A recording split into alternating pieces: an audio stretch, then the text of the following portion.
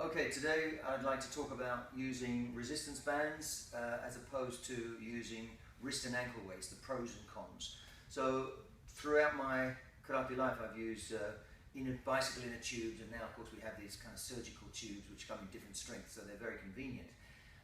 Ross here is going to demonstrate with the tubes right now, sort of classic form. So, you know, using this, you can use classic form and you can use free movement. So obviously with Gyakuzuki, the problems that can happen is your elbow can come out. Now, if he punches like that, it's going to be kind of a strain here. So you're working to avoid that strain. In other words, keeping it really tight through here and doing your Gyakuzuki and coiling it back again.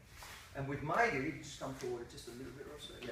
Always start with the resistance slightly there. Don't start with a baggy tube.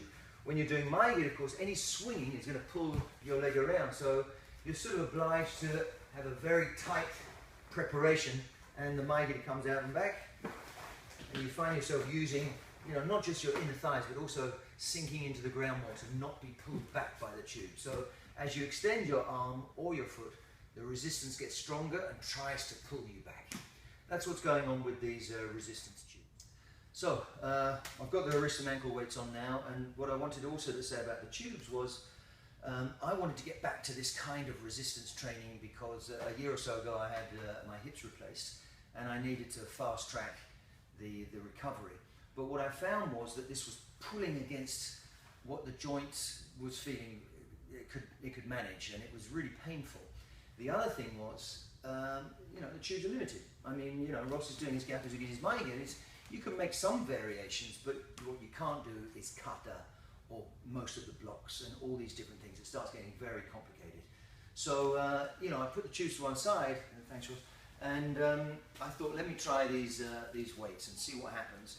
And as soon as I started using them, I started feeling that my hips are definitely going to benefit from this. And one of the reasons, in my opinion, is that the tubes seem to be using and pulling around your external musculature. And what the weights seem to do is somehow get to the internal connective tissue, which is what I wanted to build. The other great thing about the tube is whatever you're doing, you're starting off from a point of quite extreme inertia. So you have to get over that inertia by building momentum, and then, unlike the tubes, which are forever kind of resisting any kind of momentum in the movement, these you're gaining momentum because obviously you've got these weights on the end. So you have to contain that momentum. And this is something which is extremely important when we're cultivating our karate, to start off with a huge surge of power, then contain it. Otherwise it's going to go flying off there and you might injure yourself. So whether it's, you know, oizuki, where you've got to draw this leg through and you've got to draw your hand through, or something like soteuke, you start going with your arm, you're going to start swinging. It's going to exaggerate all those qualities. So with something like soteuke, of course, you want to make sure you're really stopping with your body, and that arm is really part of your body, not a separate limb.